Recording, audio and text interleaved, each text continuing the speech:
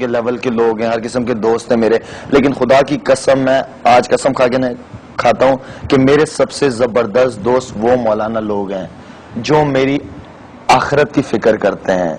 وہ لوگ میرے سب سے اچھے دوست ہیں, اس لیے انہیں فکر ہے میری کہ میں صرف دنیا میں پیسہ کمانے یا کرکٹ کھیلنے نہیں آنا ہوں. میں نے یہ ساری چیزیں چھوڑ دینی ہے. میں اتنی سی قبر میں لیٹا ہوا ہوں گا, آس پاس کوئی نہیں ہوگا, صرف میرے اعمال ہوں گے. نہ میرے بیگم ہوگی, نہ میرے بچے ہوں گے, نہ باپ ہوگا, نہ ماں ہوگا, کوئی بھی نہیں ہوگا میرے ساتھ, صرف میں اکیلا لیٹا ہوا ہوں گا. تو ان کے ساتھ جب میرا ٹائم گزرا 3 دن کے لیے, میں ان کے ساتھ حیدرآباد گیا. یقین میں جب میں 3 دن گزار کے آیا ہوں, جو مجھے پتا چلا کہ شاہد افریدی صاحب جو نماز پڑھتے تھے اس نماز میں تو 8 سے 9 غلطی ہیں. مجھے اتنی شرم کہ یار میری نماز میں غلطیاں, اس کے باوجود مجھے اللہ دیتا تھا.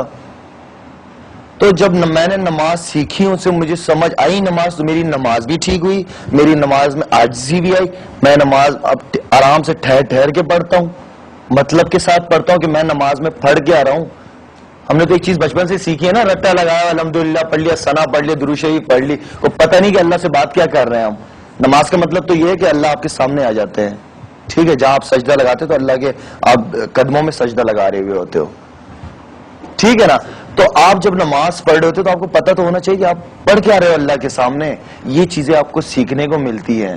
ہم تو خوش ہیں بھائی, ہم 5 وقت نماز پڑھتے ہیں, ہمیں پتہ نہیں ہم نماز میں پڑھ کے آ رہے ہیں. تو یہ چیزیں آپ کو سیکھنے کو ملتی ہیں وہاں پہ. اور بڑی چیزیں, دین ہمارا صرف نماز پہ ختم نہیں ہوتا, اور بڑی چیز ہے. تو اس 3 دن نے میرے خیال میں میری زندگی بدل دی ہے.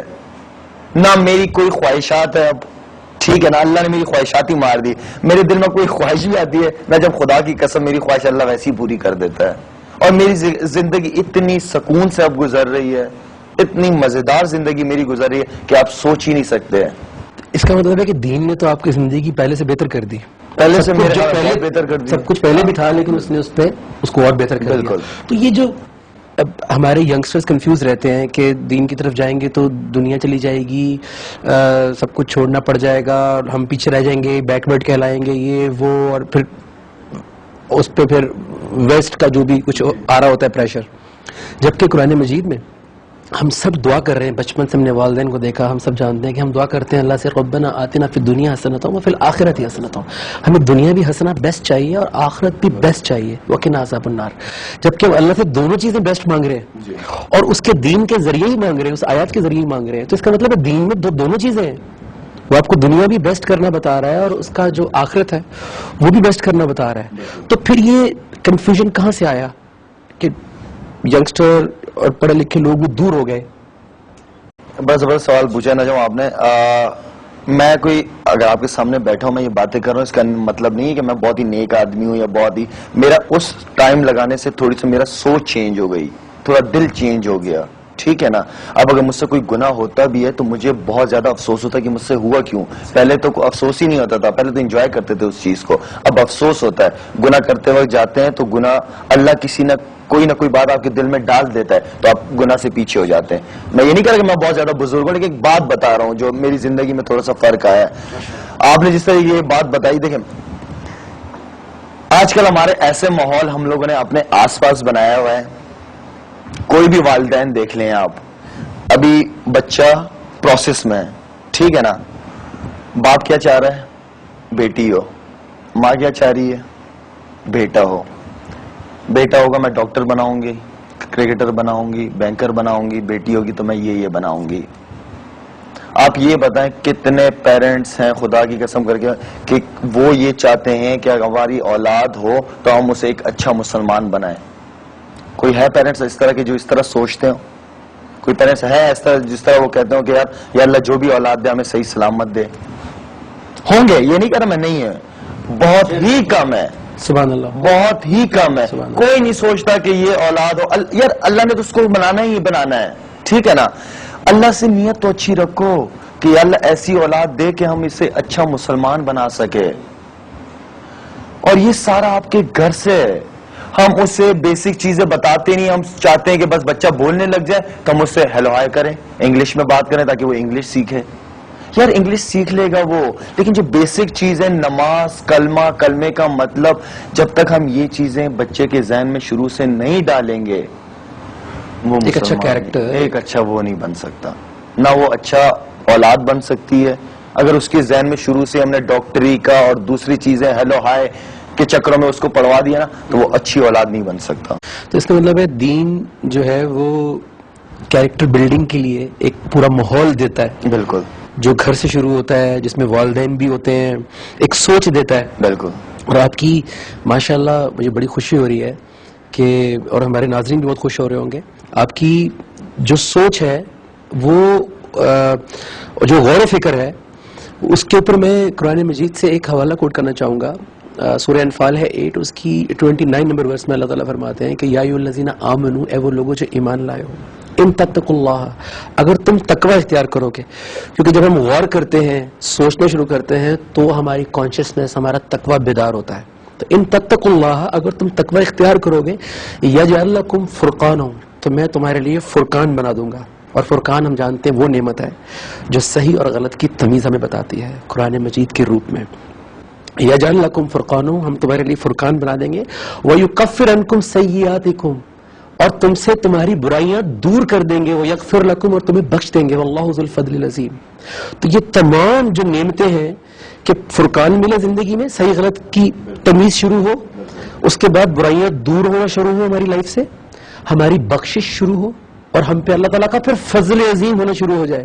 تو یہ پورا پیکج کہاں سے شروع ہو رہا ہے؟ ان تتقوا اللہ, اگر تم تقوی کرو گے, اگر تم غور و فکر کرو گے, سوچو گے.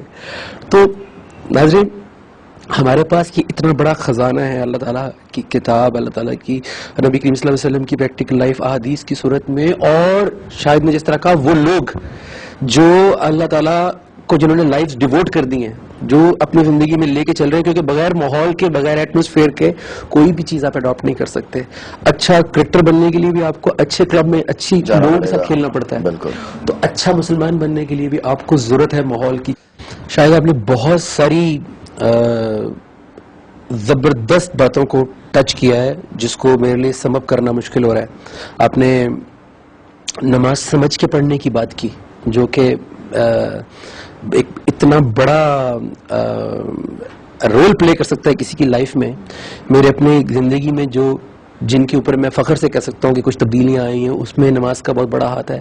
اور وہ صرف تب ہوا جب جس بات پہ سجدہ کیا تھا وہ بات سمجھ میں آئی, تو جسم کے ساتھ ذات بھی جھکی. جب ذات جھکی تو پھر ذات سوچ میں پڑ جاتی ہے کہ یار میں نے اب سجدہ کر لیا تو کرنا بھی پڑے گا. اس سے پہلے صرف بغیر سوچے سمجھے سجدہ کر رہے تھے. آپ نے سجدے کی بات کی, آپ نے مسجد سے تعلق کی بات کی, آپ نے سوچ کی بات کی. مسجد کا کانسیپٹ ہمیشہ سے یہی تھا کہ ہر فیلڈ سے لوگ جائیں گے مسجد میں, کیونکہ جب میں اکیلا پڑھتا ہوں نماز تو میری لمیٹیشنز ہیں, مجھے چند آیات یاد ہیں, چند سورتیں یاد ہیں, ٹھیک ہے, میں حافظ نہیں ہوں, بہت سارے لوگ حافظ نہیں ہوتے, اور مجھے اپنی زندگی سے کچھ آیات کی روح مل چکی ہے جس کو میں اپنی نماز میں پڑھتا ہوں, اس کو مینٹین کرنے کی کوشش کرتا ہوں, لیکن مجھے آگے بھی بڑھنا ہے. مسجد کا کانسیپٹ یہ تھا کہ میں مسجد جاؤں گا, وہاں پہ وہ لوگ ہوں گے جو مجھ سے بہت آگے ہیں مرتبے میں, درجات میں, جو اس سے گزر چکے ہیں فیز سے. اچھا, وہاں پہ ایک ڈاکٹر بھی آئے گا, انجینئر بھی آئے گا, فوجی بھی آئے گا, کرکٹر بھی آئے گا, ایکٹر بھی آئے گا, وہ تمام لوگ جو اللہ کو ڈھونڈ رہے ہیں, جو اپنی زندگی کو امپروو کرنا چاہتے ہیں.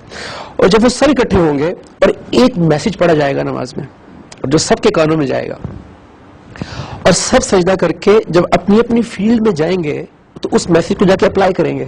کرکٹر گیا, اس نے جا کے اپنی ٹیم کے ساتھ تعلقات بہتر کیے, اس نے اپنی اپنی چیزوں کو کنٹرول کیا, فوکس کیا.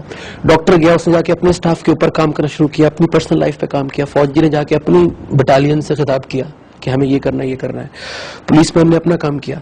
تو یہ تمام جو مسجد کا جو سب سے بڑا جو کہتے ہیں اتنے گناہ ثواب ہے, اسی وجہ سے ہے کہ سب کو کلیکٹو سننے کو ملتا ہے اور سب جا کے کنٹریبیوٹ کرتے ہیں سوسائٹی میں. تو یہ کیا ہوا کہ ہم جب مسجد سے باہر نکلے تو میں واپس اپنی فیلڈ میں چلا گیا, وہ واپس اپنی فیلڈ میں چلا گیا, اور جو لوگ مسجد میں بیٹھے تھے میں ان کے اوپر ساری ذمہ داری چھوڑ کے آ گیا کہ یہ دین کو آگے لے کے چلیں گے, میرے بچوں کو بتائیں گے یا بتائیں گے. کیا میری بھی ذمہ داری تھی, اور جتنے لوگ مسجد میں آئے تھے ان کی ذمہ داری تھی کہ وہ بھی دین کے لیے سوچو فکر کرتے, غور و فکر کرتے, اس کے لیے علم حاصل کرتے. حضور اکرم صلی اللہ علیہ وسلم کے بعد کوئی اور پیغمبر نہیں آئیں گے, وہی ہمارے آخری پیغمبر تھے. ہم لوگ حضور اکرم صلی اللہ علیہ وسلم کی امت ہی ہیں, ٹھیک ہے نا. مجھے آپ کی فکر ہونی چاہیے, آپ کو میری فکر ہونی چاہیے, مجھے اس بھائی کی فکر ہونی چاہیے, اس بھائی کو اس بھائی کی فکر ہونی چاہیے. ہمیں آپس میں ہی ایک دوسرے کی فکر ہونی چاہیے. ہم جب مسلمان جب قرآن میں